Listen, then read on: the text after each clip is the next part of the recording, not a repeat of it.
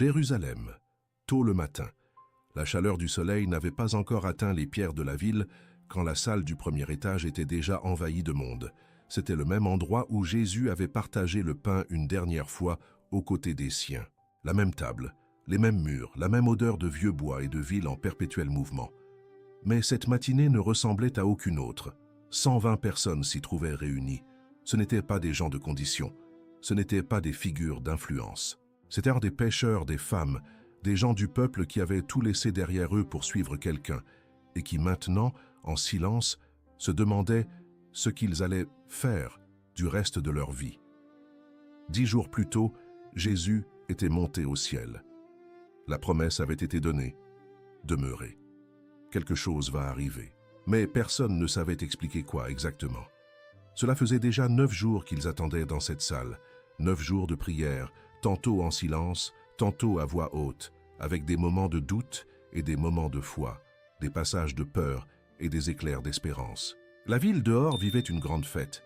C'était le jour d'une célébration juive importante, et Jérusalem était remplie d'étrangers venus de contrées lointaines, portant des langues différentes et des offrandes pour le temple. Personne là-dedans n'avait dormi paisiblement. Et puis tout changea.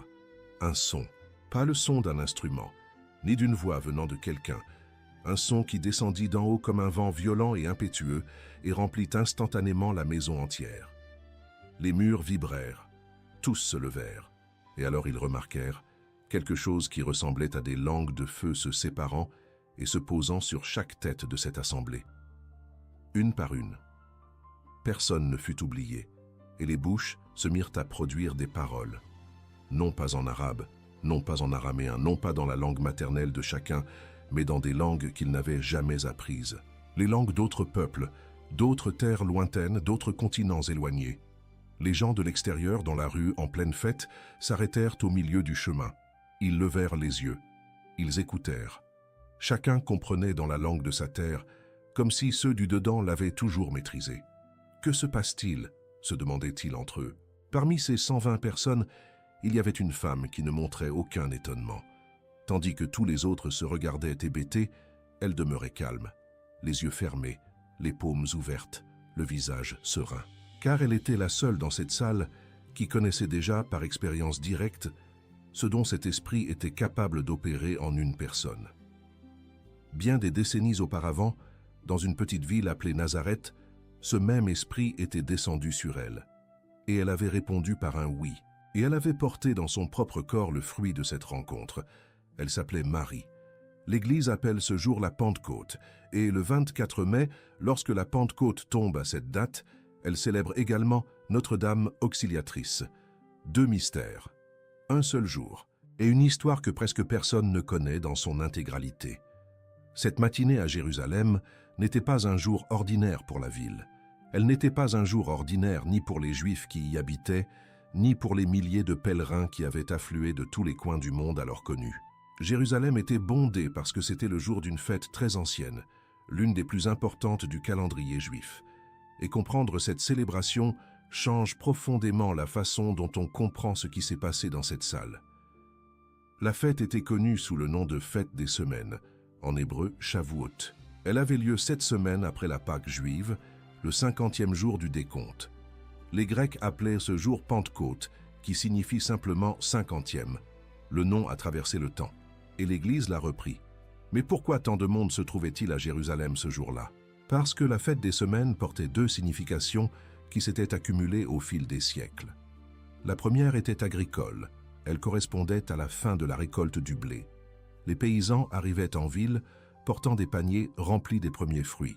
Raisins, olives, dattes, miel, pain fraîchement cuit de la nouvelle farine.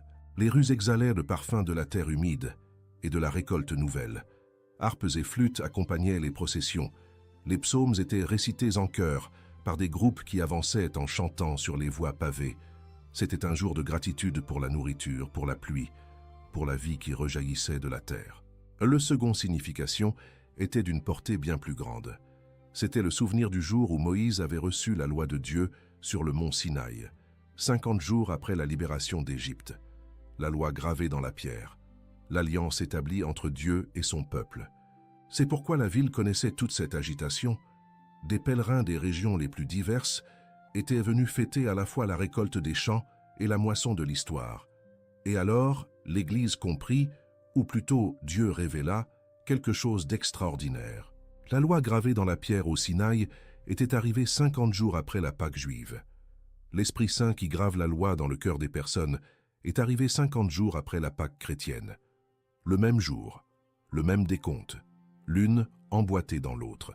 Il existait encore chez les Juifs une tradition affirmant que la loi du Sinaï avait été proclamée en 70 langues, une pour chaque nation de la terre, car elle était destinée à tous les peuples.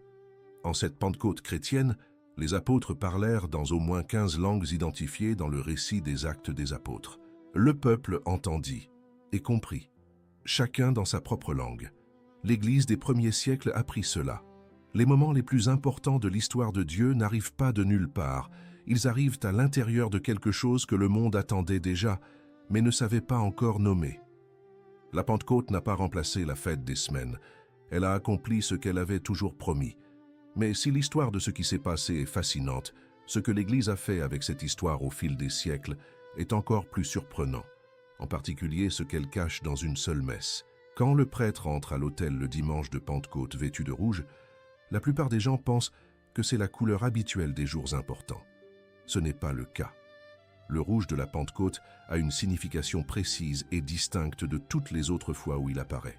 Lors des mémoires des martyrs, le rouge évoque le sang versé. Le dimanche des Rameaux et le vendredi saint, il parle de la passion de Jésus. Mais à la Pentecôte, le rouge n'est pas du sang, c'est du feu. C'est la langue de feu qui s'est posée sur chaque tête dans cette salle. C'est l'ardeur de l'amour qui ne s'éteint pas. Les vêtements du prêtre sont, en ce jour, un rappel visuel de ce qui s'est passé au Cénacle. Et il y a un détail que presque personne ne connaît. Dans les églises chrétiennes d'Orient, celles qui préservent des traditions aussi anciennes que celles d'Occident, la couleur de la Pentecôte n'est pas le rouge, c'est le vert. Vert comme la vie nouvelle, comme la création qui se renouvelle à chaque souffle de l'esprit. Les deux couleurs parlent d'aspects différents du même mystère. L'Occident a choisi le feu, l'Orient a choisi le bourgeon. Tous deux ont raison, mais il existe une troisième couleur, encore moins connue, qui a marqué la Pentecôte pendant des siècles. Le blanc. En Angleterre et dans d'autres endroits du nord de l'Europe, ce jour s'appelle Dimanche blanc, en anglais Whitsunday. Le nom vient des vêtements blancs que les néophytes portaient ce jour-là, car la Pentecôte, pendant plus de 1000 ans, fut également un grand jour de baptême. Dans l'Église des premiers siècles, celui qui n'avait pu être baptisé à Pâques avait une seconde chance, la veille de la Pentecôte. Dans la nuit précédant la fête, toute la communauté se réunissait pour une longue cérémonie qui durait des heures. 12 lectures de textes prophétiques étaient proclamées une à une, avec des psaumes entre chacune. Puis il y avait une procession, jusqu'au lieu du baptême, en chantant. L'eau était bénie avec les mêmes paroles utilisées à Pâques. Ceux qui attendaient étaient plongés dans l'eau et en ressortaient vêtus de blanc, nouveaux. Ils étaient les premiers à entendre l'hymne à l'Esprit Saint qui résonnait dans la célébration suivante. Cet hymne existe depuis des siècles. Il est chanté encore aujourd'hui lorsque l'Église prend les décisions qu'elle considère comme les plus importantes de son histoire. À l'ouverture des grands conciles d'évêques, à l'ordination de nouveaux prêtres, à l'élection d'un nouveau pape. C'est comme si l'Église disait « Avant toute décision humaine, nous devons demander à l'Esprit de venir ». Cette tradition de la vigile baptismale a existé pendant plus de 1000 ans. Elle s'est réduite progressivement et au siècle dernier a pratiquement disparu des célébrations ordinaires. Mais le blanc des baptisés, le rouge du feu, le vert de la vie nouvelle, tous ces signes sont encore là, attendant d'être vus par ceux qui regardent avec attention. Et au milieu de tout cela, il y avait au Cénacle une présence que la liturgie met rarement en valeur, mais qui change le poids spirituel de tout ce qui s'est passé ce jour-là. Le texte des Actes des Apôtres emploie un mot précis pour décrire comment ces 120 personnes étaient réunies dans cette salle. En grec, la langue dans laquelle il a été écrit, le mot est « homotumadon ». Il ne signifie pas seulement « ensemble au même endroit ». Il signifie « d'un seul cœur ». Luc, l'auteur du texte, aurait pu écrire « tout présent » ou « réunis en prière ». Il a choisi autre chose. D'un seul cœur, comme si 120 personnes différentes, avec des histoires différentes et des peurs différentes, avaient eu, en ce moment précis, le même battement. Et au cœur de ce cœur unique se trouvait Marie.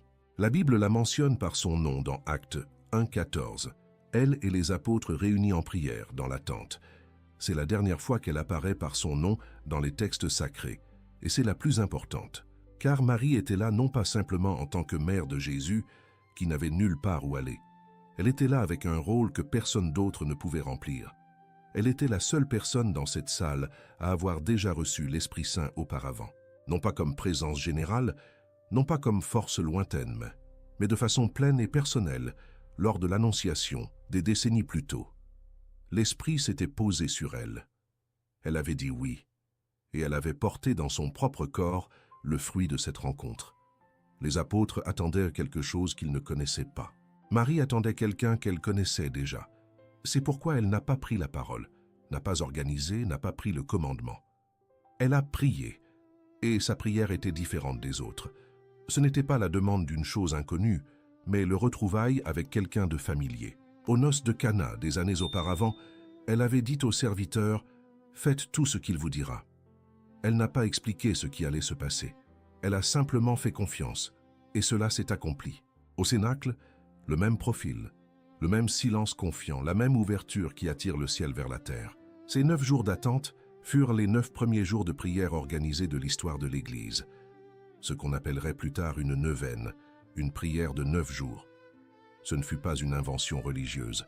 C'est le temps réel qui s'écoula entre le départ de Jésus et l'arrivée de l'Esprit. L'Église a simplement appris de ce qui s'est passé et a commencé à répéter ce geste. Et au 50e jour, lorsque l'Esprit descendit, le résultat fut immédiat. Pierre sortit de la salle et prêcha. Ces gens qui s'étaient cachés par peur parlèrent désormais en public sans hésiter. En ce seul jour, environ 3000 personnes entendirent, crurent et furent baptisées. L'Église était née. Connaissez-vous quelqu'un qui attend quelque chose de Dieu depuis longtemps et ne sait plus si cela arrivera? Mais le rôle de Marie en tant que celle qui aide, qui secourt, qui intervient, ce rôle fut reconnu et nommé par l'Église des siècles plus tard, à cause d'une bataille que personne ne s'attendait à remporter. 1571. La Méditerranée vivait l'un des moments de plus grande tension de son histoire. L'Empire ottoman avait conquis une île après l'autre au cours des décennies précédentes et avançait désormais avec une immense flotte en direction du cœur de l'Europe chrétienne. Les chiffres étaient défavorables aux chrétiens dans presque tous les aspects, en embarcations, en soldats, en ressources. Les nations européennes parvenaient à peine à s'unir autour d'un objectif commun. Le pape de l'époque, Pius V, fit ce qu'il pouvait. Il demanda à tous les chrétiens de prier le rosaire. À Rome, des messes étaient célébrées d'heure en heure. Il y avait des jeûnes, il y avait de la prière dans les églises, dans les maisons, dans les rues. Le 7 octobre 1571, dans la mer près de la ville grecque de Lépante, les 2 flottes se rencontrèrent. La mer reflétait les voiles blanches des embarcations chrétiennes avançant contre le vent. Le bruit des canons résonna pendant des heures. Et puis, à la surprise de presque tous, les forces chrétiennes l'emportèrent, dans une victoire que les commandants militaires eux-mêmes ne savaient expliquer par la seule stratégie. La tradition rapporte que le pape Pius V, à Rome, avait interrompu son travail au milieu de la journée, avait regardé par la fenêtre quelques instants et avait déclaré qu'il avait vu la victoire avant même de la recevoir par quelque moyen humain que ce soit. La confirmation arriva par courrier 2 semaines plus tard. C'était exactement ce qu'il avait décrit. En signe de gratitude, le pape fit un geste simple et durable.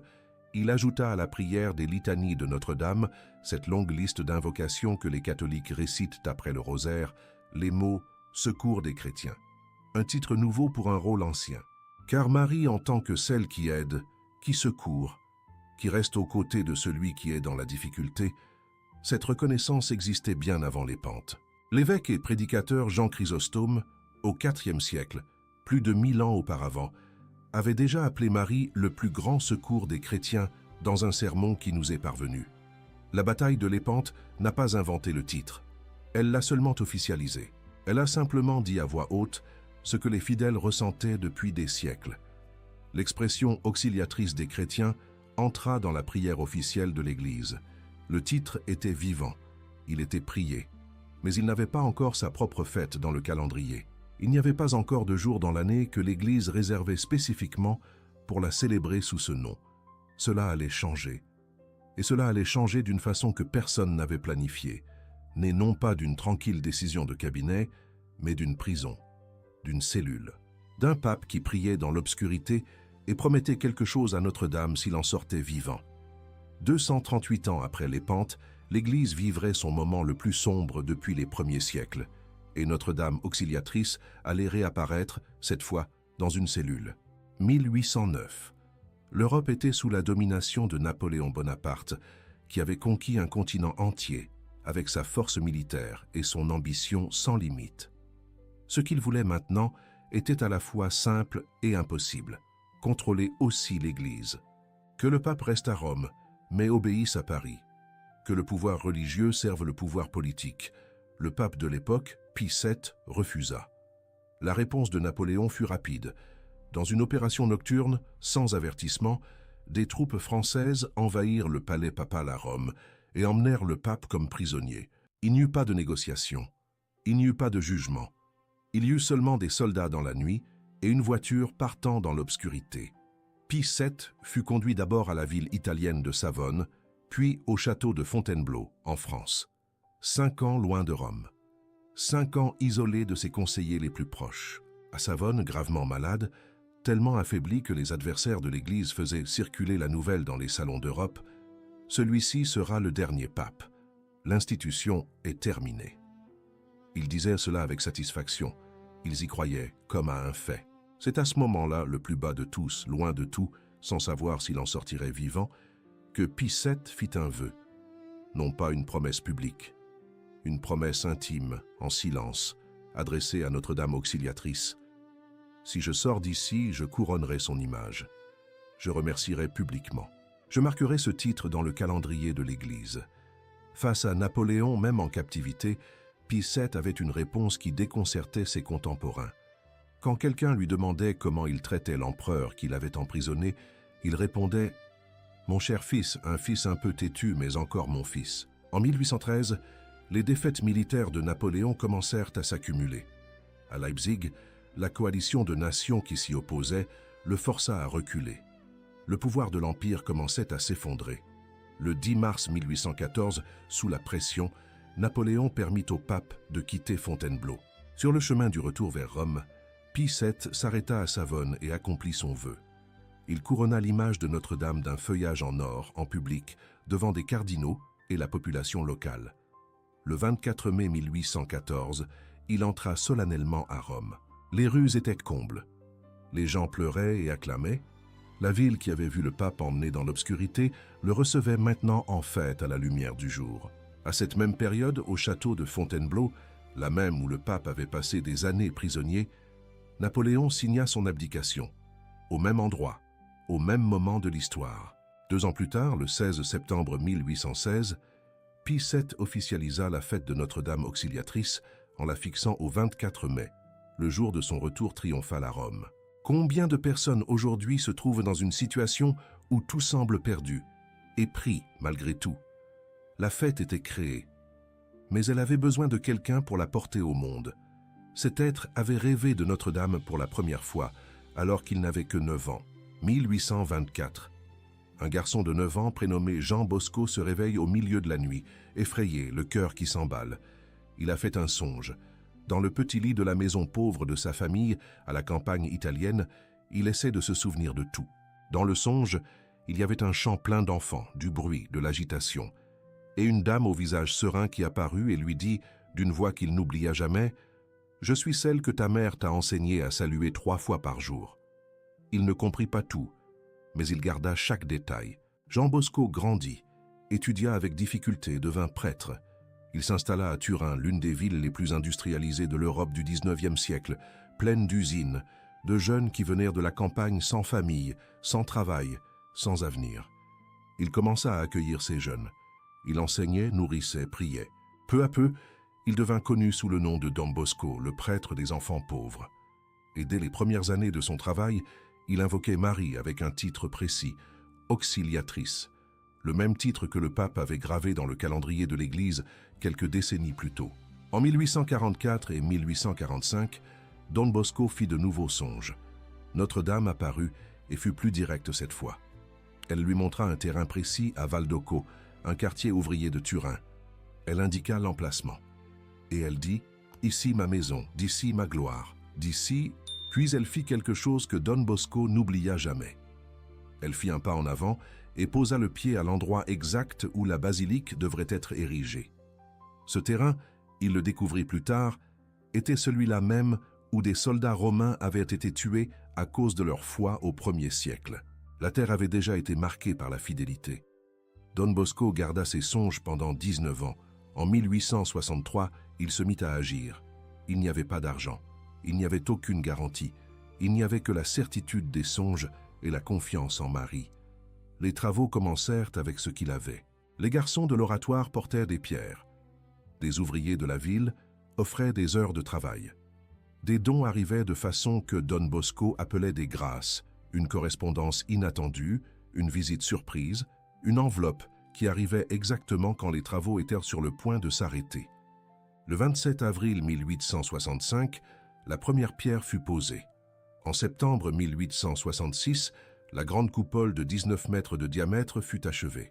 Le 9 juin 1868, la basilique fut solennellement dédiée à Notre-Dame Auxiliatrice. Lors de la cérémonie, Don Bosco déclara devant tous « Je ne suis pas l'auteur des grandes œuvres que vous voyez. C'est Dieu, c'est Marie. » Chaque pierre, chaque détail indique une grâce accordée. La basilique resta debout, et elle devint le cœur d'une dévotion qui se répandrait dans le monde entier. Don Bosco construisit une basilique de pierre. Mais ce qu'il construisit vraiment, c'est un pont entre le cénacle du premier Pentecôte et les mains des personnes qui prient en ce jour à travers le monde. Il y a des années où quelque chose se produit dans le calendrier qui n'arrive pas souvent. Le dimanche de Pentecôte et le jour de Notre-Dame Auxiliatrice tombent à la même date, le 24 mai. La Pentecôte est une date mobile. Elle dépend du jour où tombe Pâques, et Pâques change chaque année. Notre-Dame Auxiliatrice est toujours le 24 mai. Quand les deux coïncident, le jour prend un poids différent. Et très peu de personnes s'arrêtent pour remarquer à quel point cette coïncidence n'est pas seulement une question de calendrier. Tirez le fil de l'histoire et voyez où il mène. Marie était au Cénacle lors du premier Pentecôte. Elle était la présence qui ouvrait l'espace à l'Esprit, la seule qui le connaissait déjà, la seule qui priait en celle qui sait, plutôt qu'en celle qui attend encore. L'Esprit descendit, l'Église naquit, et Marie était là. Des siècles plus tard, lors d'une bataille qui semblait perdue sur la mer Méditerranée, les chrétiens prièrent en demandant l'aide de Marie. Le titre « Auxiliatrice » fut gravé dans les prières de l'Église. Elle qui avait aidé les apôtres au Cénacle fut désormais invoquée comme celle qui aide dans tout besoin. Après encore d'autres siècles, un pape emprisonné dans une cellule froide, appelé le dernier pape par ses adversaires, pria cette même auxiliatrice et promit de marquer le jour de sa libération dans le calendrier. Il rentra à Rome le 24 mai, et ce jour devint le sien. Ensuite, un prêtre rêveur à Turin porta ce titre vers des jeunes sans avenir, vers une basilique construite pierre par pierre sans argent, vers une famille spirituelle présente dans plus de 130 pays à travers le monde. En 2026, un dimanche de mai, ces deux fils se rejoignent au même point du calendrier. Des églises à travers le monde arborent les vêtements rouges du prêtre à l'autel, le feu de la Pentecôte visible dans les couleurs de l'autel. Et dans ces mêmes églises, ou à leur côté, il y a des fleurs devant l'image de Notre-Dame Auxiliatrice. Les fidèles arrivent portant les deux histoires sans savoir qu'elles n'en font qu'une. Car ce qui unit la Pentecôte et l'Auxiliatrice n'est pas le calendrier, c'est Marie. C'est la même femme qui était au Cénacle d'un seul cœur, qui fut invoquée avant les Pentes, qui entendit le vœu d'un pape en prison et qui apparut dans les songes d'un garçon de 9 ans. La même femme qui, selon la foi de 2000 ans, n'est pas partie quand elle mourut, mais continue d'être présente, intercédant, comme toute mère le fait pour ses enfants. Mais connaître l'histoire n'est que la moitié du chemin. L'autre moitié est dans ce qui se passe à l'intérieur des églises, dans les maisons, dans les mains des personnes qui prient, sans savoir qu'elles répètent un geste qui vient du 1er siècle. Dans chaque coin du monde où il y a une communauté chrétienne, quelque chose de visible marque que le dimanche de Pentecôte n'est pas un dimanche ordinaire. Les vêtements rouges du prêtre à l'autel sont le premier signe, mais il y en a d'autres, certains si anciens qu'ils sont passés des siècles presque oubliés et sont en train d'être redécouverts. La messe de Pentecôte est la dernière du temps pascal, la période de 50 jours qui commence le dimanche de la résurrection et se termine ce dimanche. Pendant 50 jours, l'Église a vécu dans la joie pascale, avec l'Alléluia répété dans les célébrations, avec le ton festif de la liturgie.